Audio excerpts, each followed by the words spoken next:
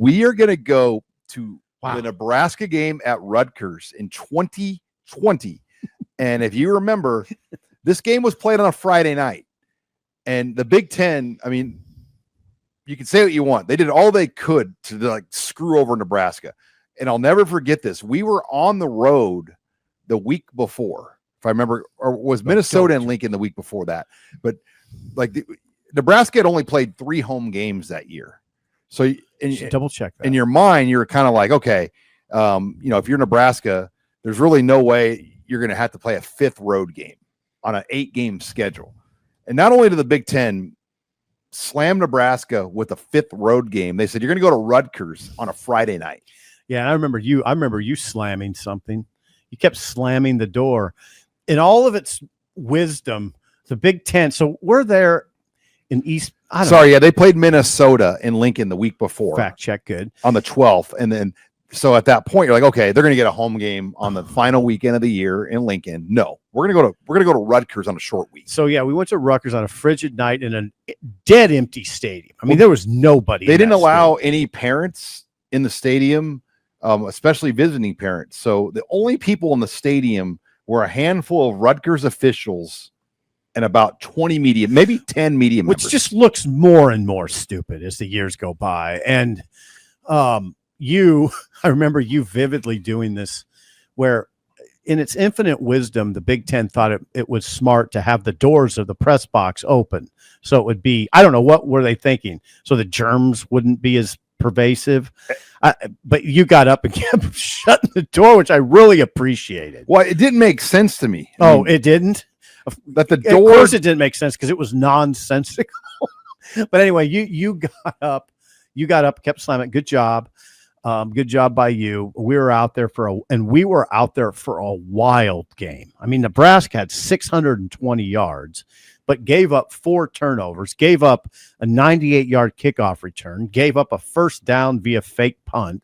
Remember that? Remember all that? I'm actually sending Megan these photos from the press box right now because I'll keep talking about the game. The game was, of course, Nebraska, we should mention, won the game 28-21.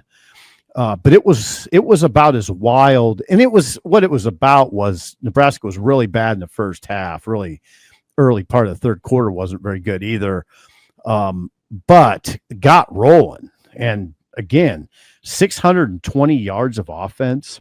Adrian, as you keep looking for that, Sean, Adrian Martinez was spectacular in that game, except for turnovers. But he was 24 of 28 passing for 255. And then carried 23 times for 157. It's the sort of game that illustrated what I always used to say about Adrian, why I butted heads with people, why he was polarizing.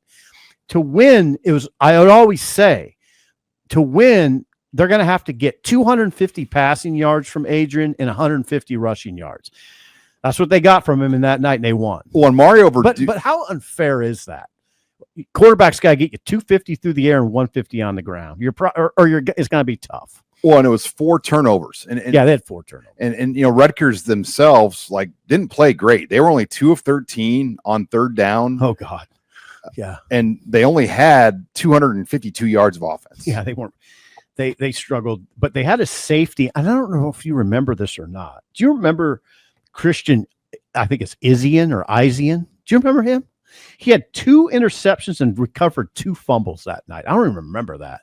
He's still with the Tampa Bay Buccaneers. He must have been. But I just sent Megan some photos of that stadium. Oh, let me see. And first of all, you'll see a picture of me in the press box here. I took a picture of this to recap the view here as Megan pulls up our photos here from Rutgers. But this is me in the press box. Look at your eyes, Sean. Those are sad puppy eyes. Yeah, you had to wear your coat. It was so cold in there. Look at your eyes, Sean. I think I sent that to my friend Scott because they were having a watch party on Friday night. And I said, this is my viewing seat. But look at the stadium now. There's some photos of the stadium of what it looked like in there. Yeah, I want to see this. Yes. I mean, this was what it was like in the game. That's the COVID season right there. As we sat there, I remember the Uber driver, I used an Uber to get to the game. He's like, why are you going here? Like, what's going, like, are you sure there's anything going on the campus? There wasn't much going on. But we stayed at the Newark Airport Marriott, which was like a compound. Yeah, we referred to it as like an embassy where you had to be like escorted off the counter because it was like a different world. Like to use the gym in New Jersey on this trip, you had to give them your driver's license at the front desk. For what reason? Because in case you spread COVID. I was going to bite my tongue. What about, how was it? What was it like ordering breakfast? Do you remember that? Yeah, you had to do it on your phone. Yeah. And they'd bring it to you, but you couldn't like eat it down there. Right. Yeah, it was not pleasant. But yeah, it was an interesting trip. I'll also never forget in pregame warmups. Right. Christian McCaffrey. Or Luke McCaffrey, excuse me. Yeah. Took off his pads.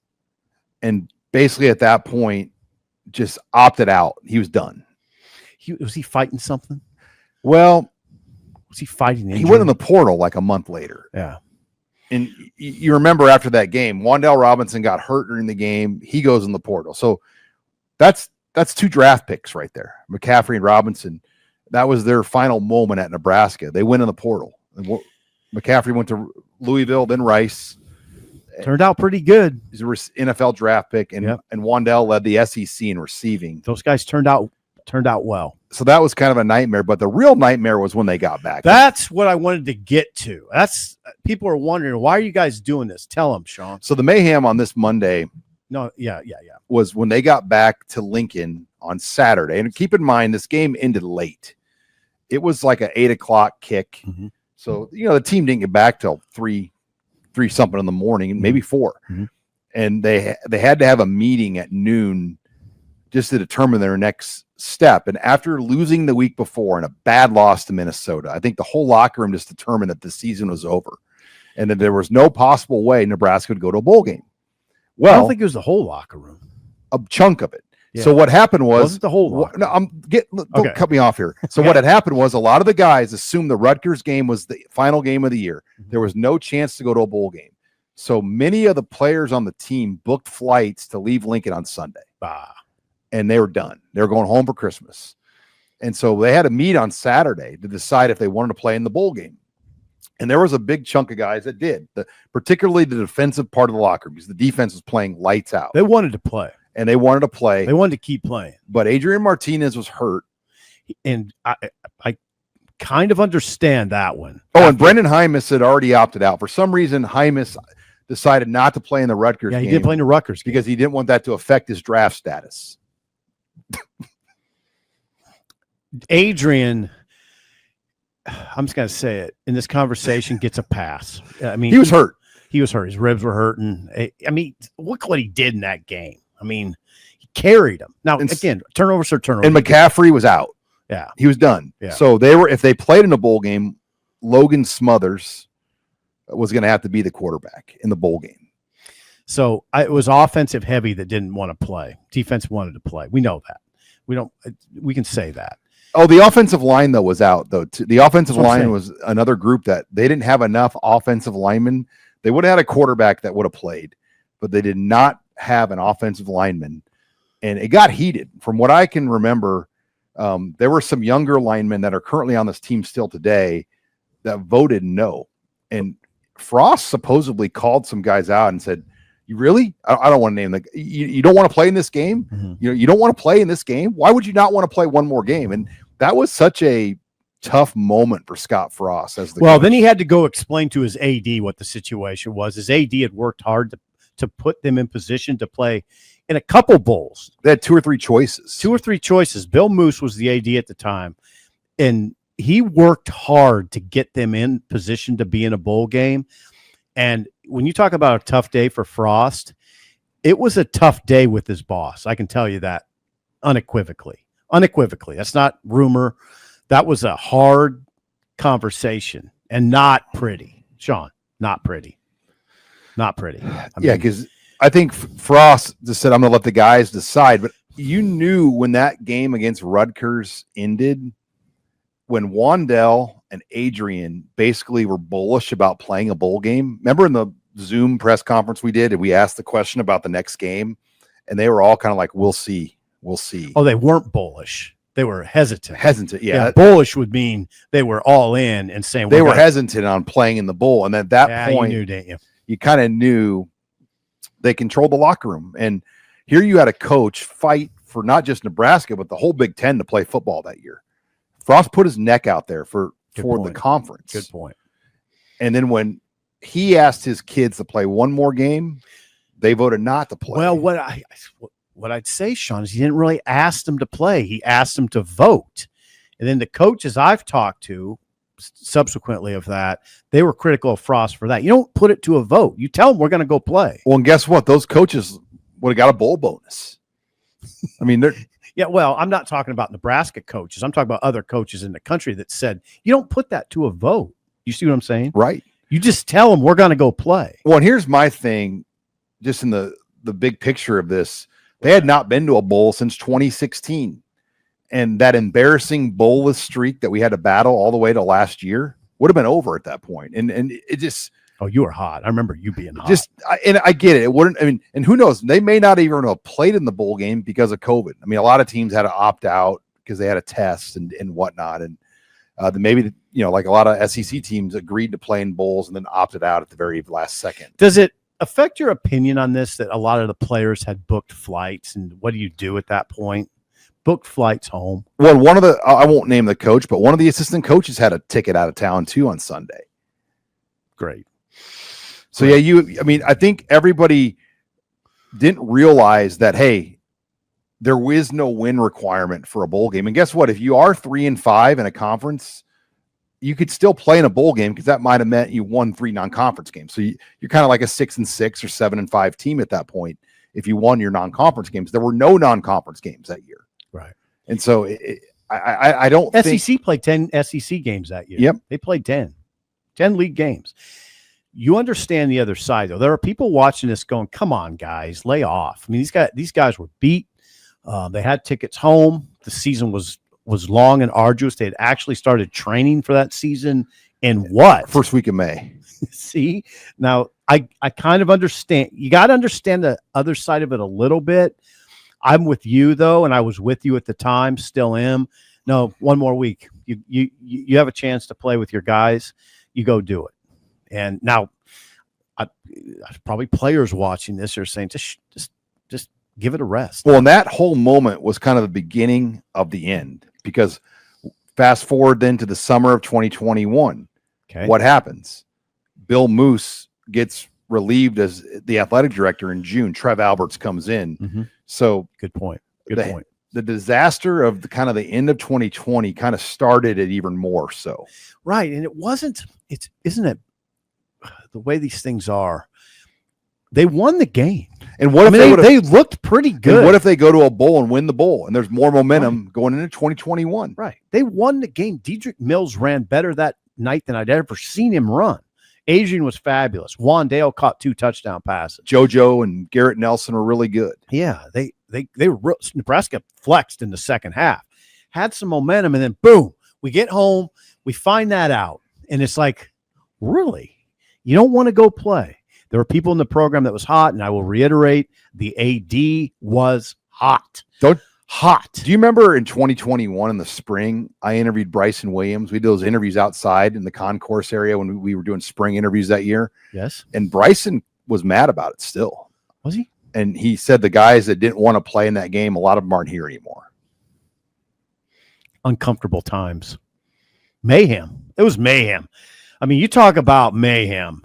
Going out to that game on a Friday night in an empty stadium, then a wild kind of game, wild. And then me getting back. I mean, I don't know. Maybe I'm going too far by telling you this, but that was an arduous season. I remember landing in Lincoln or getting to Lincoln after driving from Omaha. I can't remember if we flew into Lincoln or not. But anyway, I was so fatigued. I just leaned out of my truck and threw up. I remember was... So now that would back the players a little bit, right? They were probably just dead dog tired, right? Even traveling out there, how strict the protocols were. But you got to the airport and it was shoulder to shoulder. Everybody was just trying to get out of New York City for Christmas.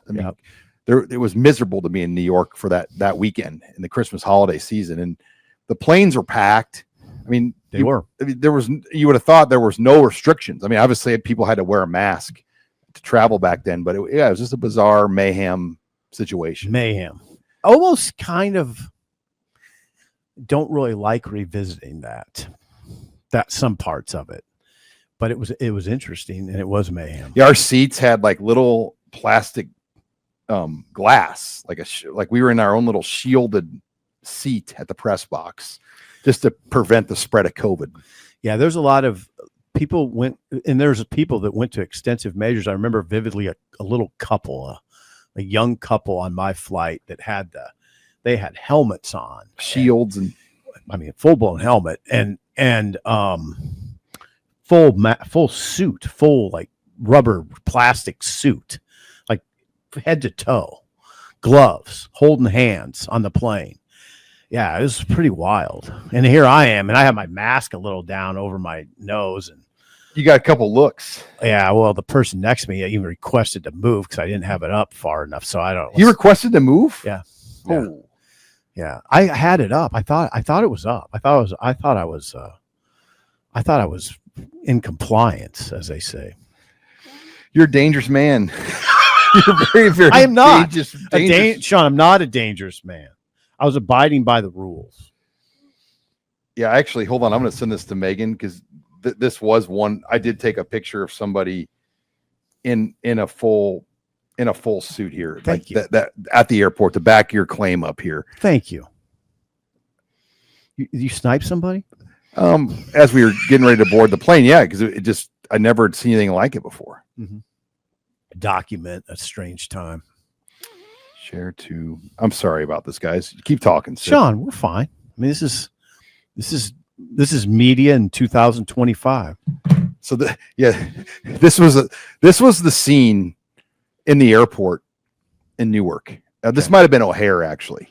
Yeah, traveling like on December 20th. And we were not traveling together. No, we were not working together. But this there you go.